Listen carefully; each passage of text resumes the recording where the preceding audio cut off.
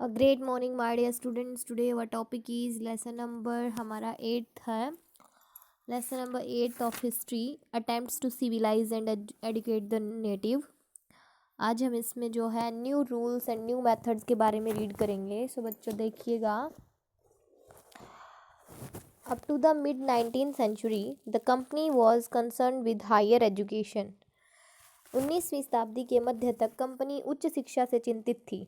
इसीलिए it allowed the local pathshalas to function without much interference, but after 1854, the company decided to improve the system of vernacular education. This could be done by imposing routines, establishing rules, and ensuring regular inspections. तो 19वीं शताब्दी के बीच तक जो है company hire education के लिए चिंतित थी. इसीलिए इसने स्थानीय पाठशालाओं को बिना ज़्यादा हस्तक्षेप के कार्य करने की अनुमति दे दी. लेकिन 1854 के बाद कंपनी ने मौखिक शिक्षा की प्रणाली में सुधार करने का फैसला किया. ये दिनचर्या लगाने, नियम स्थापित करने और नियमित निरीक्षण सुनिश्चित करने के द्वारा किया जा सकता है. How was this done? ये कैसे किया गया था? It appointed a number of government pundits. इसने कई सरकारी पंडितों की नियुक्ति की. These pandit were to be given charge of looking after 4 to 5 schools. They were to visit the pathshalas and try and improve the standard of teaching. Each guru was to submit periodic reports and take classes according to timetable. The students were to be taught based on textbooks and learning was to be tested through annual examinations. The students were asked to pay a regular fee, attend classes, sit on benches and discipline themselves. तो ये कैसे किया गया था देखिए. इसने कई सरकारी पंडितों की नियुक्ति की. इन पंडितों को 4 से 5 स्कूलों की देखरेख का प्रभार दिया जाना था. उन्हें पाठशालाओं का दौरा और शिक्षण के मानक में सुधार करने की कोशिश करनी थी. प्रत्येक गुरु को समय समय पर रिपोर्ट प्रस्तुत करना था और समय सारणी के अनुसार कक्षाएं लेनी थी. टाइम टेबल के अकॉर्डिंग छात्रों को पाठ्य पुस्तकों के आधार पर पढ़ाया जाना था और वार्षिक परीक्षाओं के माध्यम से सीखना था. छात्रों को एक नियमित शुल्क का भुगतान करने, कक्षाओं में भाग लेने, बेंच पर बैठने और खुद को अनुशासित करने के लिए कहा गया कि भाई खुद को जो है डिसिप्लिन में रखो. The pathshalas which accepted the new pattern of education were given grants by the government. Those who were unwilling to work under the new system received no government support. तो शिक्षा के नए पैटर्न को स्वीकार करने वाले विद्यार्थियों को सरकार द्वारा अनुदान दिया गया था. जो लोग नई प्रणाली के तहत काम करने को तैयार नहीं थे उन्हें कोई सरकारी समर्थन नहीं मिला. The new rules and regulations had other consequences too. In the earlier system, the children from the farmers' families were able to attend school since the timetable was flexible. The new system demanded regular attendance, so children of poor families who had to work in the fields during harvest time were unable to attend school. The inability to attend school came to be seen as indiscipline. तो ये कहता है कि उनको तो बिल्कुल समर्थन नहीं मिला जो लोग इस चीज़ के लिए तैयार नहीं थे. उन स्टूडेंट्स को नए शासक और विनियमों के अन्य परिणाम भी थे. पहले की प्रणाली में किसान परिवारों के बच्चे समय सारणी के लचीले होने के कारण स्कूल जाने में सक्षम थे. नई व्यवस्था में क्या हुआ कि नियमित उपस्थिति की मांग की गई. उसमें यह मांगा गया कि रेगुलर आना है आपको स्कूल में. इसीलिए जिन गरीब परिवारों के बच्चों को फसल के समय खेतों में काम करना पड़ता था ना, वे स्कूल नहीं आ पाते थे. अब स्कूल जाने में असमर्थता को अनुशासनहीनता के रूप में देखा जाने लगा. मतलब क्योंकि उनकी हार्वेस्ट का टाइम होता था, कटाई का टाइम होता था, तो उस टाइम पे वो स्कूल नहीं जा पाते थे किसानों के बच्चे. तो उनको क्या माना जाने लगा कि ये तो अनेबल है स्कूल आने में, ये तो डिसिप्लिन में नहीं रहते, ऐसा माना गया फिर उनके लिए. Spread of education. अब देखिए शिक्षा का प्रसार कैसे हुआ. In the early 19th century, many thinkers from different parts of India felt the need for a wider spread of education. Some Indians thought that Western education would help modernize India. They urged the British to open more schools, colleges, and universities. However, there were many who reacted against Western education. Two such individuals were Rabindranath Tagore and Mahatma Gandhi. तो spread of education में देखिए कि शिक्षा का प्रसार कैसे हुआ. 19वीं सदी की शुरुआत में भारत के विभिन्न हिस्सों के कई विचारकों ने शिक्षा के व्यापक प्रसार की आवश्यकता महसूस की कि भाई ज़्यादा से ज़्यादा फैलाया जाए शिक्षा को. कुछ भारतीयों ने सोचा था कि पश्चिमी शिक्षा भारत के आधुनिक बनाने में मदद करेगी. उन्होंने अंग्रेजों से और अधिक स्कूल, कॉलेज और विश्वविद्यालय खोलने का आग्रह किया. हालांकि पश्चिमी देश शिक्षा के खिलाफ प्रतिक्रिया देने वाले कई लोग थे. ऐसे दो व्यक्ति थे, रविंद्रनाथ टैगोर और महात्मा गांधी। वो नहीं चाहते थे कि वो पश्चिमी शिक्षा, मतलब वो लोग पश्चिमी शिक्षा के खिलाफ थे, वेस्टर्न जो एजुकेशन थी उसके खिलाफ थे वो, महात्मा गांधी और रविंद्रनाथ टैगोर जी। तो अब देखिए महात्मा गांधी ऑन एजुकेशन, महात्मा गांधी शिक्षा पर क्या उनकी विचारधारा थी, देखिए। Gandhiji's experience in South Africa not only changed his outlook on politics but also helped him to see a role education played in the struggle. He was aware that he had been a beneficiary of Western education for a number of years.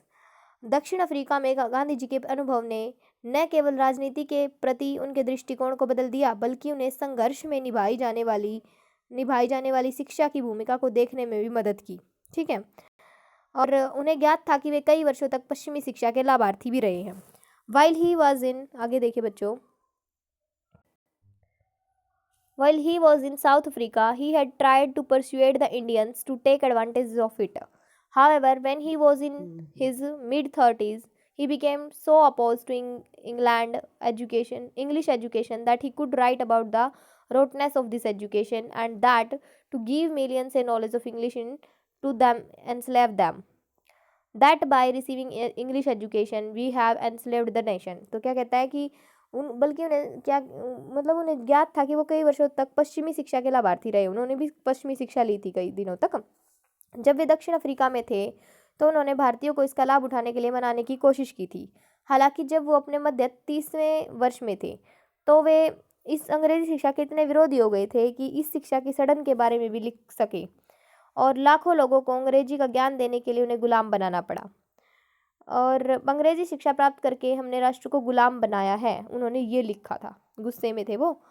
तो he was angry that he had to speak of independence in what was clearly a foreign tongue that he could not practice in court in his mother tongue. All official documents were in English and the best newspaper were printed and education was carried out in English for the chosen few. He did not blame the colonial powers for this. He saw that it was quite logical that they would want an elite of native Indians to become like their rulers in both manners and values. In this way, the empire could be consolidated. Gandhi blamed his fellow Indians for accepting the situation. Later in his life, he was to declare that real freedom will come only when we free ourselves of the domination of Western education, Western culture, and Western way of living, which have been ingrained in us.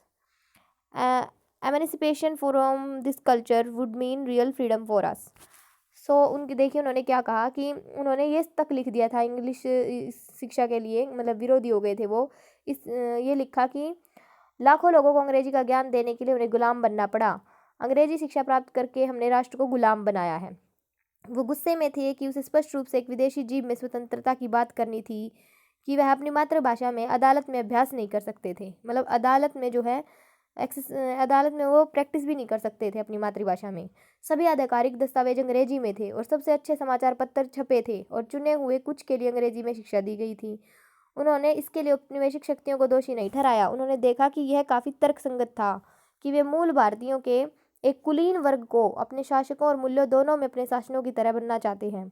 इस तरह साम्राज्य को समेकित किया जा सकता था, मतलब इसीलिए इस तरह क्या किया जा सकता था, पूरे एम्पायर को जो है वो इकट्ठा कर सकते थे। गांधी ने स्थिति को स्वीकार करने के लिए अपने साथी भारतीयों को दोषी ठहराया। बाद में अपने जीवन में उन्हें ये घोषणा करनी पड़ी कि वास्तविक स्वतंत्रता तभी आएगी कब आएगी जब वो हम खुद को पश्चिमी शिक्षा, पश्चिमी संस्कृति और जीवन जीने के पश्चिमी तरीके से मुक्त करेंगे जो हमारे अंदर व्याप्त है। मुक्ति इस संस्कृति का अर्थ होगा हमारे लिए वास्तविक स्वतंत्रता। तो उन्होंने कहा कि भाई हम खुद इसके लिए जिम्मेवार हैं कि हमने इंग्लिश को अपना रखा है, इसको छोड़ो ये सब। तो गांधी जी ने ये सब कहा और उसके विरोध में थे वो हमें ही इस चीज़ के लिए दोषी ठहरा रहे थे, ना कि ब्रिटिश लोगों को। Evil effects of colonial education, औपनिवेशिक शिक्षा के बुरे प्रभाव क्या थे, देखिए। He urged that colonial education created an inferiority complex in children and destroyed the pride people had in their own culture. Colonial or modern education was sinful, poisonous, and it enslaved Indians. Gandhiji wanted an education that could help Indians recover their sense of dignity and self-respect. He believed that Indian languages should be the medium of teaching in schools. English crippled Indians. English education, Indians spoke a foreign tongue, despised local culture, and they failed to connect to masses. तो देखिए उन्होंने तर्क दिया कि औपनिवेशिक शिक्षा ने बच्चों में एक हीन भावना पैदा कर दी थी और लोगों को अपनी संस्कृति में घमंड को नष्ट कर दिया था। अपनी संस्कृति के ऊपर वो घमंड नहीं कर रहे थे, अब अपनी संस्कृति को छोड़ के इंग्लिश अपना रहे थे। औपनिवेशिक या आधुनिक शिक्षा पापी जहरीली थी और इसने भारतीयों को गुलाम बना दिया था। गांधी जी एक ऐसी शिक्षा चाहते थे जो गांधी जी थे वो एक ऐसी शिक्षा चाहते थे जो भारतीयों को उनकी गरिमा और स्वाभिमान की भावना को वापस लाने में मदद कर सके। उनका मानना था कि भारतीयों को स्कूलों में पढ़ाने का माध्यम होना चाहिए। अंग्रेजी ने भारतीयों को अपंग बना दिया है। ठीक है, अंग्रेजी शिक्षित भारतीयों ने एक विदेशी भाषा बोली, स्थानीय संस्कृति का तिरस्कार कर दिया था और वे जनता से जुड़ने में असफल रहे थे। जनता से जुड़ने में असफल रहे थे। उन्होंने तर्क दिया कि शिक्षा को एक व्यक्ति के दिमाग और आत्मा को विकसित करना चाहिए और देखिए he argued that education ought, यहाँ पे देखिए Gandhi ji believed in basic education, वो बेसिक एजुकेशन में वो बिल्कुल अपनी विचारधारा रखते थे। He argued that education ought to develop a person's mind and soul, simply learning to read and write did not count as education. By education he meant an all round drawing out of the best in child and man, body mind and spirit. वो कहते थे कि उन्होंने तर्क दिया कि शिक्षा को एक व्यक्ति के दिमाग और आत्मा को विकसित करना चाहिए।